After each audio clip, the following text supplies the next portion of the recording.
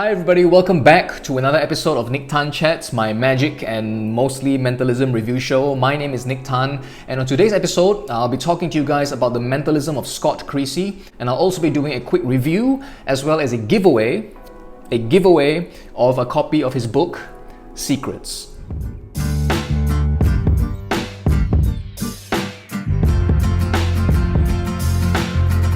So once again, welcome back to the channel. As always, I just want to take a minute or so to thank all my subscribers out there. Thank you to all of you who took time to send me messages or comments saying how much you enjoyed the show thus far. And your support really means a lot to me. I've quickly come to realize that it really isn't easy to produce an episode of this show. Each episode runs for about, 10-15 minutes. Before that, it's literally just hours and hours of thinking and writing and then, rehearsing, shooting and subsequently editing as well. So it's a long process and it's really not easy. So your support really helps motivate me to try and keep producing episodes for you.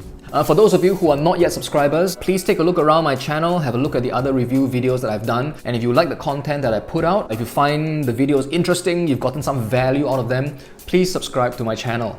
Also, on today's episode, you have another reason to subscribe, especially if you are a reader of mentalism books, because on today's episode, I'll be doing a giveaway of Scott Creasy's book, Secrets. So do stay tuned to the end of the video to find out the other details on how you can take part in this special giveaway.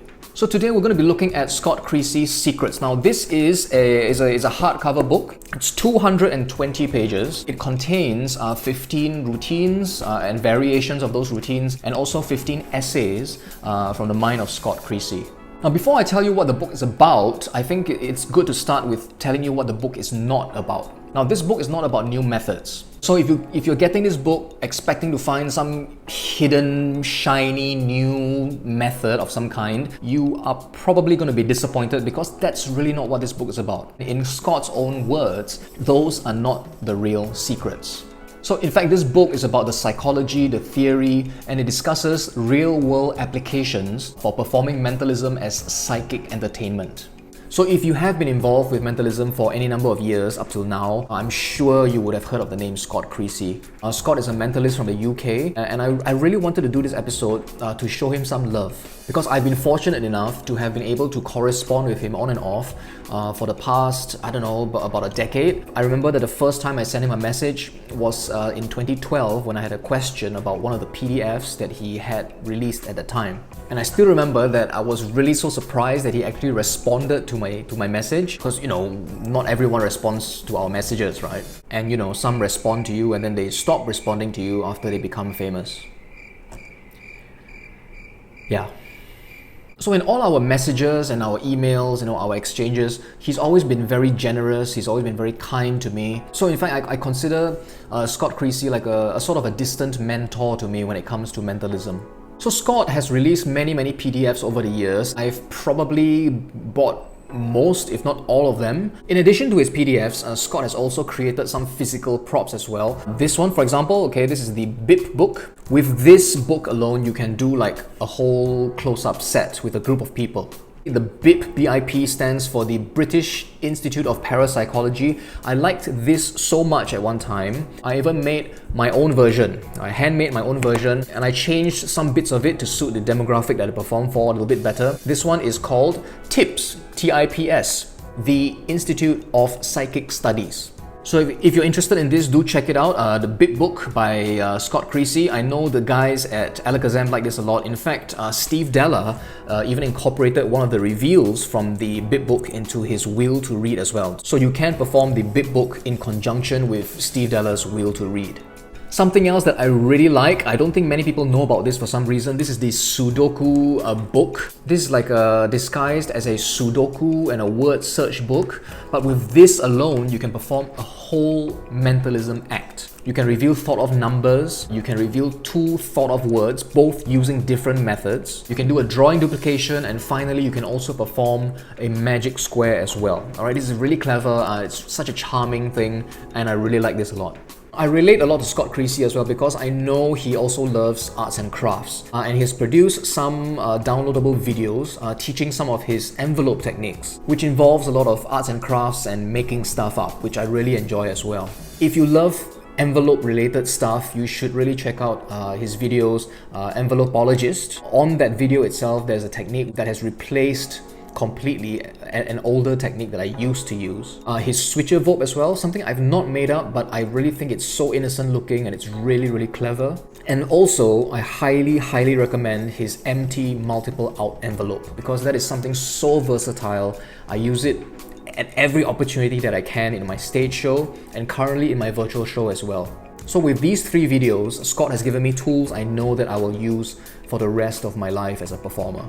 Then sometime in 2018 and 2019, Scott started releasing his hardbound books. This is the Triple M series, alright? These are the minimalistic metaphysical mentalism books, book 1 and book 2. Book 1 contains material that is very heavy in the, the psychic flavored material. Book 2 is a little bit lighter in that respect. However, both of these books contain really solid, strong, practical material. In the first volume, his routine called 3-dimensional telepathy, to me is like a complete act in itself. And also, he's got an awesome Q&A method as well inside this book. And the best part of Scott's work is most of the routines in these 2 volumes can be performed with just this, a stack of blank cards like that, alright, just blank playing cards, alright, along with just a rubber band, alright, and that's all you need to perform most of the routines inside the Triple M series. These cards are really used in a very innocent way, obviously they're not like shuffled very fancily or handled in a very skillful manner. In fact, let me show you what would drive Scott absolutely crazy.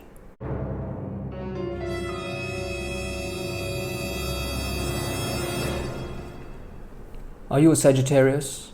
So those are most of Scott's releases thus far. I can only say that I've never regretted like buying any of his stuff and studying his material. And it's really no wonder that many professionals all over the world hold Scott's material in high regard.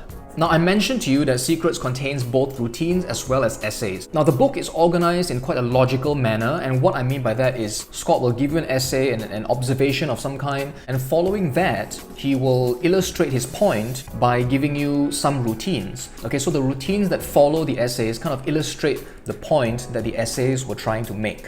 One essay I enjoyed reading was Method for Method's Sake. In this essay, Scott discusses something that I think most of us are guilty of. It is the obsessive pursuit of method. So many a time we often find ourselves seeking new methods to accomplish pretty much the same thing, or seeking new and exciting methods that allow us to just perform exactly the same effects. Scott's approach is more of using existing methods to create new things and new effects. And I think he really hit home when he writes that if you regularly perform an effect because you love the invisible method, then the only person you might be entertaining is yourself. I want to talk a little bit about the routines in the book. I think most people have come to the point where we have kind of lost the ability to visualize things unless it is shown to us. So I thought I'd just mime through some of the routines so that you can better visualize what they would look like in real life. So one of my favorite effects in the whole book is something that he calls these psychometric envelopes. Now, all you need are just some envelopes like that. Okay, there are just 8 envelopes, and in each of these envelopes there is a blank card. Okay, a blank card. With this in your pocket, you are set to do 3 or 4 effects that are all completely different. Okay, so again, this illustrates Scott's approach to using the same prop, the same methods, but they create very different effects. So for example, you have a spectator think of a name and you have them write the thought of name on the card. The card is inserted back into the envelope. The envelope is inserted back into the stack. Obviously, I'm not including every single beat for beat because I want to protect the method. I just want you to have a look at how it looks like in performance. They are mixed up. The spectator is invited to cut the packet a couple of times. At this point in time, you will distribute the envelopes onto the table, just like that. And now perhaps even using a pendulum of some kind to just sense where that card is, you can eliminate some of the envelopes, be eliminated, and you whittle it down to just 2, and you sense that this is the envelope that contains the name. You now remove the card and it is in fact the one that contains the name. So you have somehow found the spectator's card. And of course, you can reveal the name as well. So after you've located the envelope, you can also reveal the name before the card is removed. So he's got versions that uses drawings, birthdays, and all of them produce different effects. In fact, with just this one set of envelopes in your pocket, you can perform at a couple of tables and it won't feel as though you're repeating the same routine. Another routine I really enjoyed and I actually prepared because I really want to perform this and try this out on a stage is the routine he calls For the Love of Pie. Alright, if you've watched my previous review on Pie Revelations, you know that I love Pie as a presentational hook. I would first use Vincent Hedon's whole opening speech about Pie. If you haven't seen Vincent Hedon performing his Pie book test, look it up on YouTube. I think it's such a great hook for performing an effect with Pie. So Scott's effect is this. You talk about Pie and you remove from an envelope a piece of paper and it has got the first couple of numbers of Pi. You unfold the paper and you tell them that these are the first 2,000 digits of Pi, and you have actually highlighted 4 sets of these numbers at certain points in Pi, okay? 4 sets of these numbers. This is refolded, inserted back into the envelope, and this can be handed to a spectator to hang on to. The audience now is invited to create a random 6-digit number. So spectators in the audience call out digits and you write down the digits onto a board on stage perhaps. And the effect is you now retrieve this envelope and those 4 highlighted numbers are read out. Everyone in the audience can use their own calculators to add up the 4 digits that were already highlighted before the number was created. And the total of those 4 highlighted numbers is the total that was created randomly by the audience. It's an amazing routine. I think I cannot wait to try this out. One more routine which I really enjoy uses a dictionary. Okay, it's called the Poor Man's Dictionary Test. You show a dictionary, you show an envelope. All right, this envelope is just stuck into the dictionary for the time being. A spectator first thinks of one of these words in the dictionary. You then reveal that thought of word. You remove the envelope from the dictionary, you hand it to them, they can check it out. You know, it's obviously opaque. Inside, they will remove one blank card. They are asked to think of the name of someone. So they write down the name that they're thinking of. The card is reinserted into the envelope. The envelope is then inserted into the dictionary.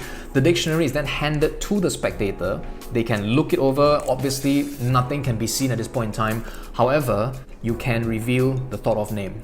Obviously, be it the essays or the routines themselves, you will find much more detail as described by Scott Creasy in the book. Let's get down right now to the giveaway. First of all, this is a giveaway of a book. Okay, so obviously you must at least enjoy reading. Okay, I do know that there are some people who don't enjoy reading and they prefer watching video downloads or stuff like that. Secondly, subscribe to my channel. Okay, so obviously you need to be a subscriber to qualify for the giveaway. So that is something you can do immediately right now. Alright, hit the subscribe button, hit the bell notification as well, like this video, do all that stuff so that you will know each and every single time I upload a new video on YouTube. So thirdly, because I need a name list of who is participating in the giveaway, in the comment section down below, I want you to comment and answer this question. Name one mentalist and how or why they've inspired you. Okay, so just name me a mentalist and tell me how or why they have inspired you. I promise you I'll read every single comment and then I will choose a winner on the 19th of this month.